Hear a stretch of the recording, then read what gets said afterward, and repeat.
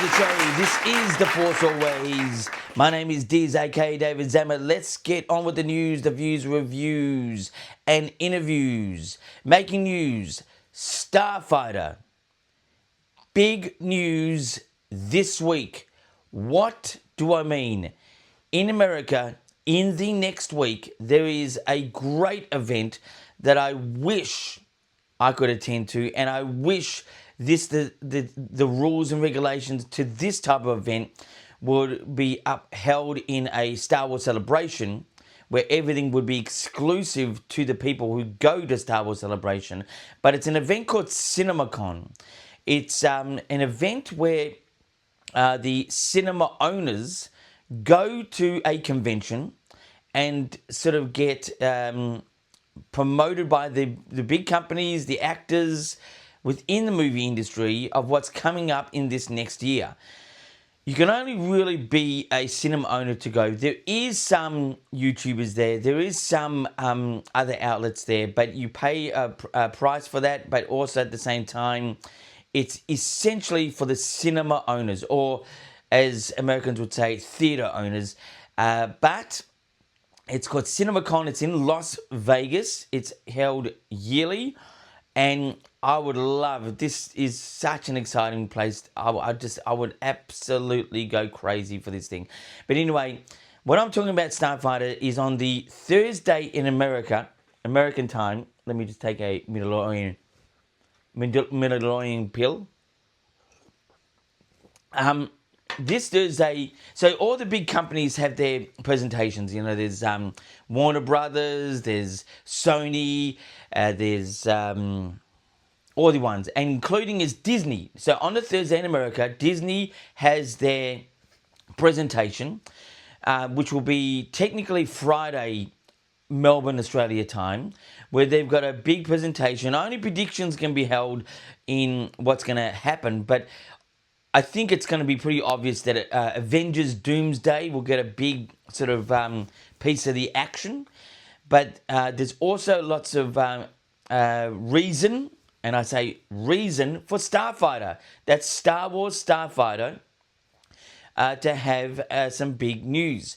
So I'd say by the Friday evening here, in Australia, we'll be getting some big news. In America, Thursday. It's I'm really looking excited. I'm really looking forward to and being excited about this particular event. The whole 4 days, I think it's 4 days of panels and stuff like that. Even at this convention, they get full movies played to them. Possibly, it's not always a thing, but possibly. And the other possibility is the Mandalorian Grogu possibly could be being played in full length at this particular presentation, which would be interesting to see if Disney are confident with what they've got. That's the big news coming later this week. Believe me, I'll be all on this. Anyway, so to more news, Darth Maul, known now really as Maul Shadow Lord, has gotten, as expected, really some high praise for its first 2 episodes. The next 2 episodes technically are around just over 24 hours away from now. Excuse me.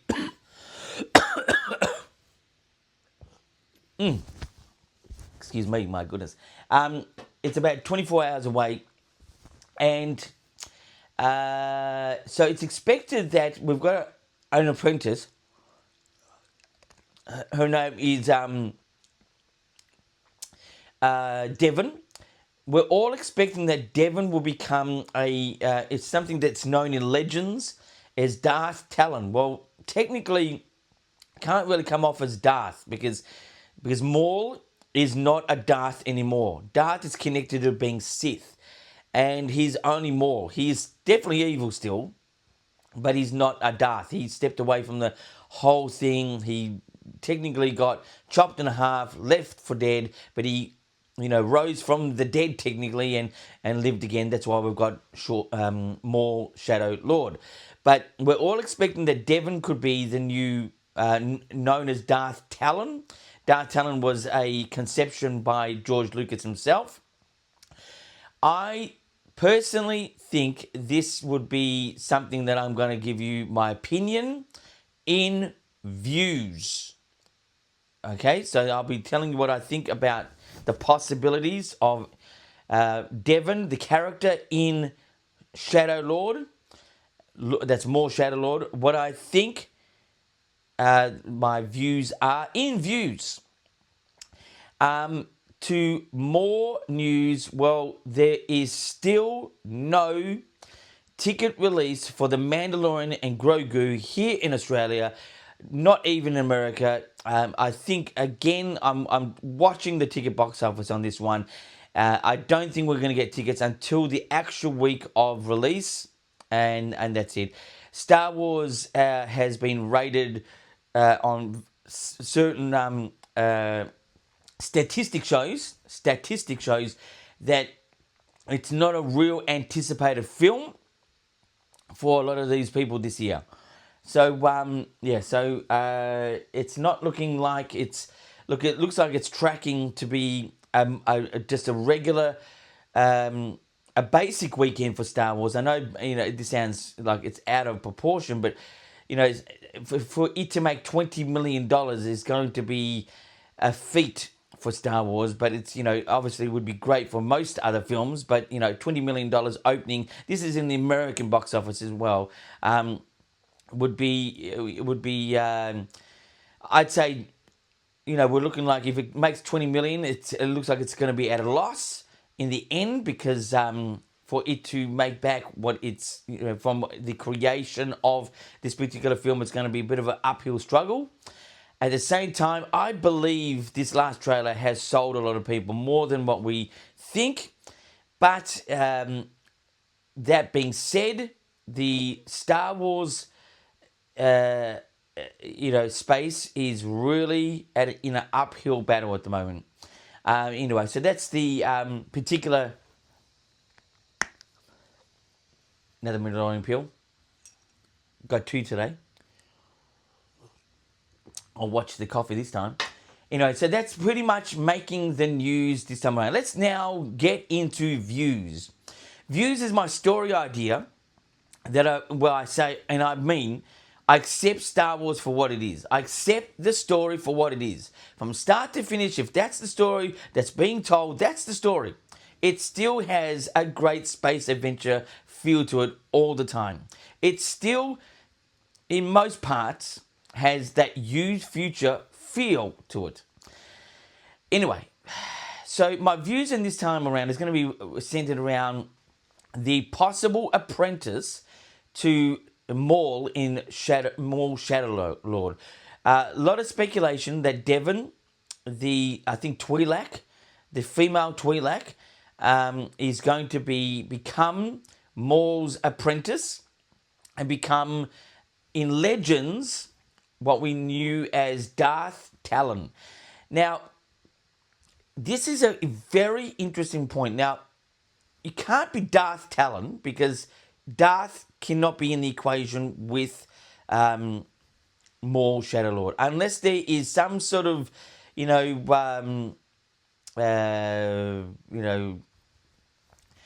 hidden agenda of being a Darth that we all don't know of. But I don't think that's going to happen. But being the character Talon, Darth Talon, if you look at Darth Talon, she is a species that is pretty much of the more species, and I can't think of the Zadak, I think it is, species, and looks absolutely great. Look, I love the look of Talon, but it definitely really does have I think, a very guy centric looking character. Guys would really love it because it's a very sexy looking bad girl. And I think in today's times, especially with Generation Z, I don't think this would go down really well. She is very, underdressed and has very sexual vibes. Now, I don't have a problem with how a creature or a person or a robot, a droid or whatever it looks like, but the importance of Generation Z is to not be have lots of behind the times thinking of Generation X, which is what I'm from, and I don't think it would go down really well. I think the actual creature looks good as Darth Talon, but Darth Talon I think would be in a story idea as the actual conceptual idea of George Lucas had. I don't think it would go really well. You would definitely need to modify a number of things so that people would be unified to accept whoever Devon turns into, which we're thinking Talon or Darth Talon or whatever it's going to be, or even just Talon on its own. If Talon ever came into the Star Wars universe of canon, it'd have to be modified, and that's my opinion. And it's just something that would need to be done. I just don't think it would go down really well with a lot of people. That's my story idea. I definitely modify the creature, even though I like the creature, the alien or whatever you want to call it, as the Zadak species or whatever they call themselves. Um, it does have great look. It would be very bold if someone to release Darth Talon or Talon as she looks in Legends into canon. It would be very bold, I'll tell you that. And I would be interested to see what would happen. But it may go down well. I know that when I was at Star Wars Celebration, there was a couple Darth Talon cosplay people then, they look good. But anyway, that's my story idea that is sort of connected in creating a character. Well, I would modify the Talon look and I don't. It would be good if Devon would become Talon to sort of introduce that into canon, and that's my story idea. That's pretty much it. Anyway, let's get into reviews. Reviews this time around is going to be something that is very unusual again, but let me just warn you now, this is an empty packet. I've shown a full packet of a food item before that it has lasted with me for at least 10 years that I dare not to open. Obviously, the stench and style would be incredible, and I didn't mean to leave it full. It just I never, got around to have that item, which was the Rogue One Ches mixed chips. The thing's back there. You may be able to see it. It's down there. But what I got also is this. In Australia, Cocoa Pops. I think they're called Cocoa Puffs in America. This is Cocoa Pops. This was when, I think this is the time of Revenge of the Sith. So this here is the packet of Cocoa Pops, and in here you had to sort of keep buying these things until you come across a lightsaber spoon, which I've also got, which I've shown in before, but I won't bring it out again. But this here, look at this. This is, yeah, it is actually. Look, Star Wars Revenge of the Sith time. This is the actual packet, Cocoa Pops. It has been open, as you can see. It's just one of these things, for me to collect because I thought it's just anything Star Wars, especially connected with a big brand like Cocoa Pops. Very bad for you, let me tell you. High in sugar, but let me tell you, they're still delicious. And look, I think this is a great combination. I will give this a 10 out of 10. It was so exciting to get these things, especially to back in the day when you would have, look for a prize inside a cornflake packet. It was just an exciting thing for Generation X people to discover in the cornflakes. It didn't have to be Star Wars. It could have been just another toy of some sort. But this was here. This is probably an old way of thinking now, having toys inside cereal. I think it could be a bit of a risk now for people eating the toy. But yeah, so this is a 10 out of 10 Cocoa Pops packet. that I've still got, and that packet there came out in about 2003. So that's 23 years old. My God, unbelievable! I tell you that. Anyway, so that is the reviews. Let's get into interviews. Interviews is usually my questions I get on my last particular video. I don't really have a Twitter, X, or TikTok or Instagram that is in full flow of this show at this point. I just thought I'd keep it simple.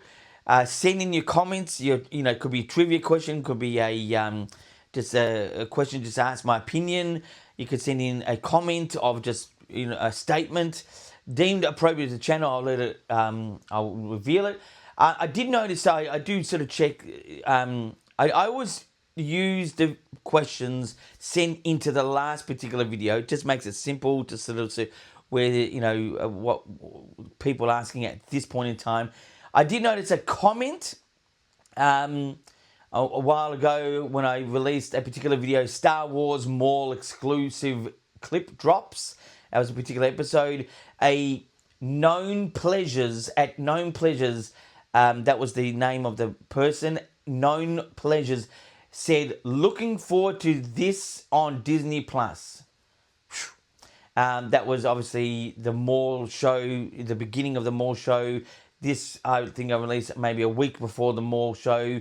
And so Known Pleasures, looking forward to this on Disney Plus. It's great. Anyway, so that was a comment that I sort of reveal as I was a while ago. But now let's get into the questions from the last particular episode. And our favourite, Michael from Werribee South, has got a whole bunch of questions.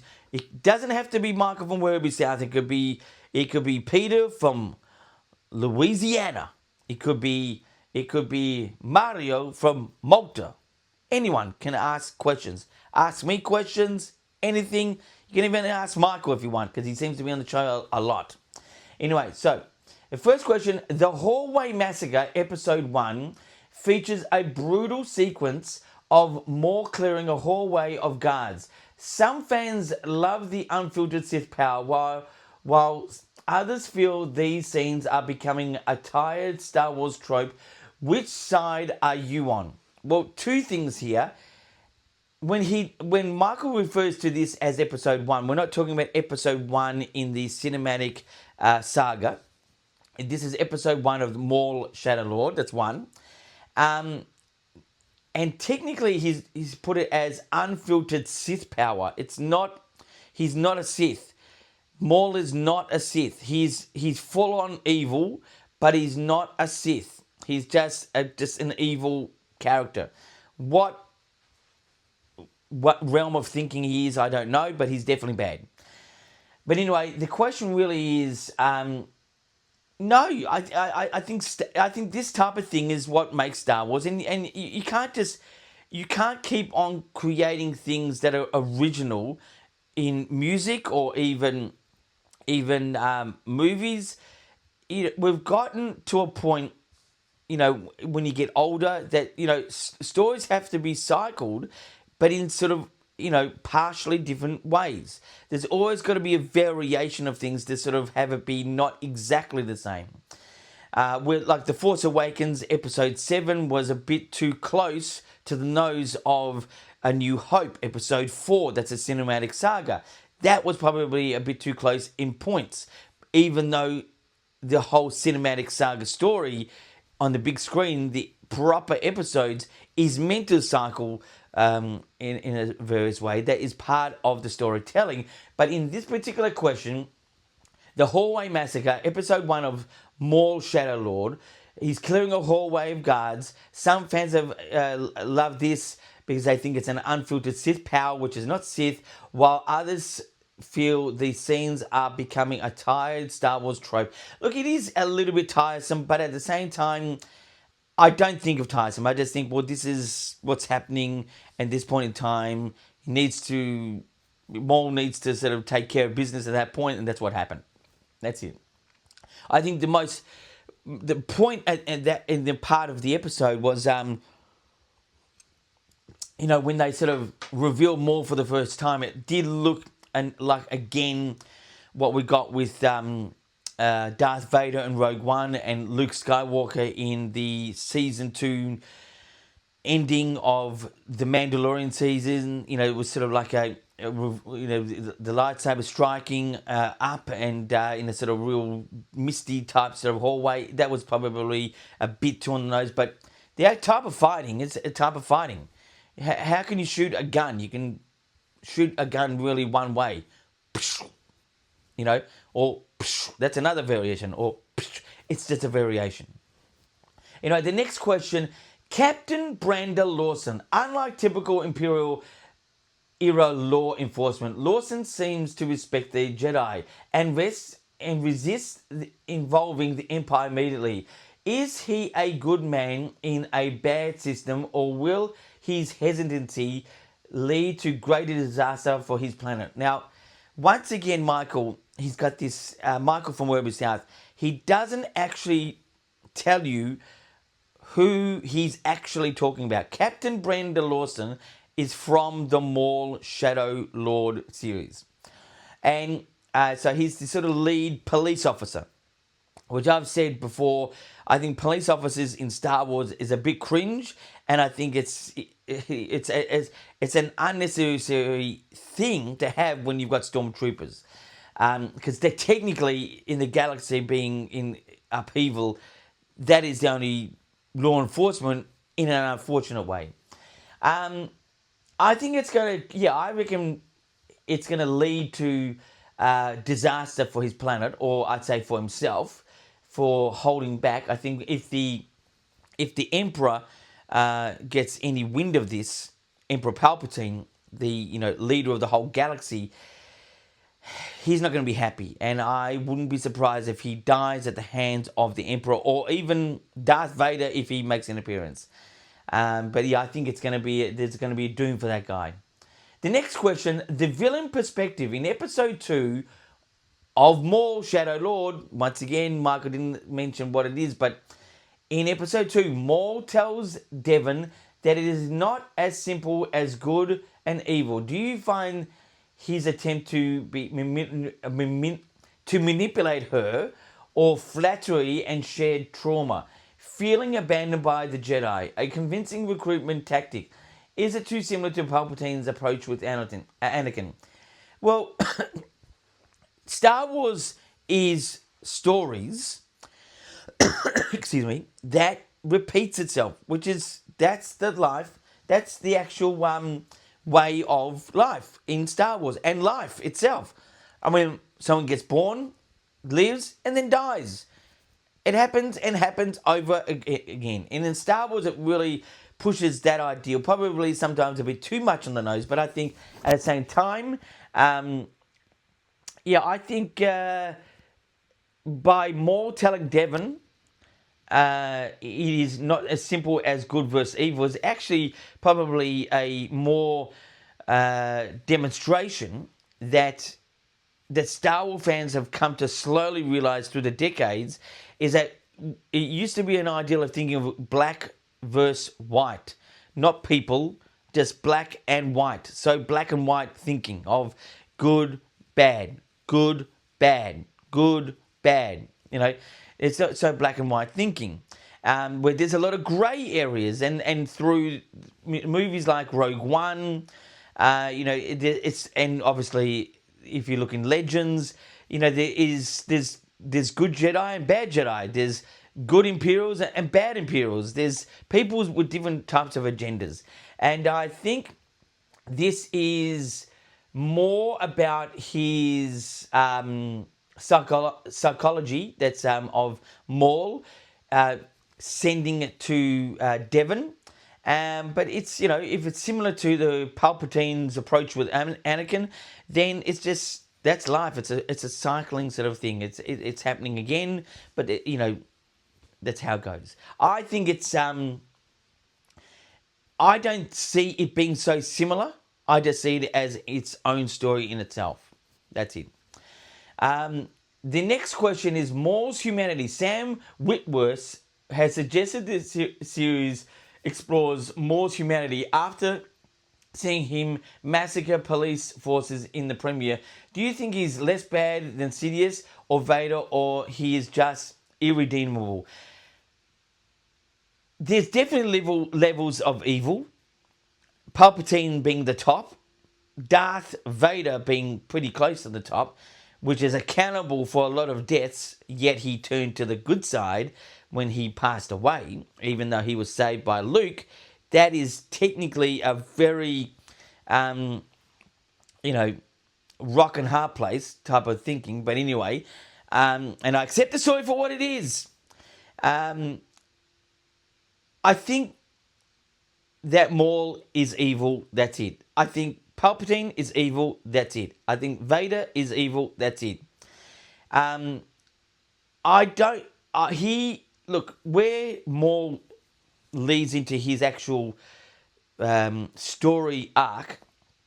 It will end him. He won't be able to survive. That's a bit of a spoiler there, but it happens in another series of animation. Look, I think he has some goodness in him, but I just don't think it's about a good soul-hearted goodness. Anyway, that's what I think. The next question: runtime concerns. Both episodes clock in under 30 minutes. Do you feel this is breezy pacing that helps the action, or does it make the narrative transitions, like the sudden death of Demas, feel rushed? Well, with 30 minutes or less than 30 minutes, for a person like myself that's always pretty busy, it's actually a good length episode, and I think it does, smaller episodes, you can contain the story a bit more, well structured. But yes, I think it's a continuing problem with Star Wars that they are small episodes. There's much more you can, people who love Star Wars just want more of it to come. I think having the episodes run a bit longer than 30 minutes or 23 minutes, I think the last episode, which was episode 2 of More Shadow Lord, I think that's what the actual runtime was. I think it would be nice to have, but you want to contain the episode of good story. That's it. You want it to have a good story. I think the missing point in these episodes, it's the cliffhanger approach to each episode. Yes, it can be typical to know that there's going to be a cliffhanger, but the cliffhanger will still be a cliffhanger. You won't get sick of it because you want to know what happens.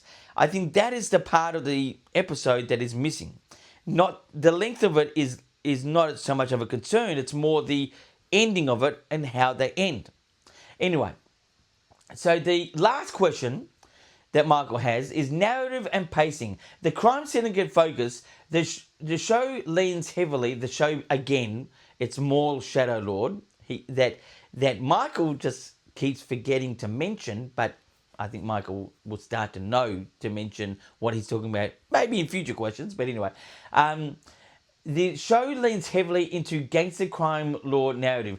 Does this feel like a more successful version of the Book of Boba Fett attempted, or does it feel out of place for a character like Maul?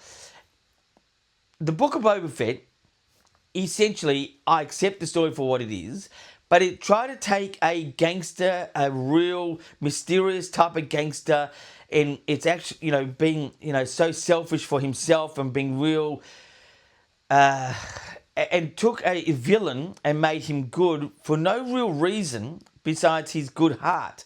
And I think for Boba Fett, it just doesn't make sense. At the same time, I accept the story for what it is. But yes, Maul, this crime gangster narrative suits Maul. Because if you know where we left Maul the last time, if you actually watch before Maul Shadow Lord and the path he was leading, it makes sense. But it also suits his character, especially, falling from the top of the top. What's he going to do? He's going to be a good Samaritan? No, I think he's going to have still what he says all the time, revenge. And revenge is best served in the level that you are in life. And being a gangster and a crime lord is ways of getting revenge and getting power that he lost, especially being the apprentice of Emperor Palpatine, or Palpatine at the time, but it was going to be pretty much the second in charge of the whole galaxy. I think being a gangster crime lord makes sense, and I think the whole show is actually being perceived well because it suits the type of character. Where Boba Fett, his character, all of a sudden changed with no real good reason. And yes, bad can turn to good, but we need a real good reason why. And I just think that was where it was lacking Boba Fett. But with Maul, it's working because it's full on that type of style. But anyway, that is the answer to that question. That is the show. Subscribe to this channel. The Force always. I'm here 3 or 4 times a week. Um, you know, like and share the actual video if you like and want to share. But remember, in this next week, I've got a couple of things happening. I'm going to have another special edition with a particular movie that's not related to Star Wars this week. So that's something to look forward to about midway through this week. But definitely next weekend, just watch out for some big Star Wars news. My highly anticipated Star Wars project, which is Starfighter, will be revealing something, photos or maybe a visual or a logo look or something, I don't know. And that will be because of CinemaCon in Las Vegas. But anyway, until next time, my friends, keep rocking.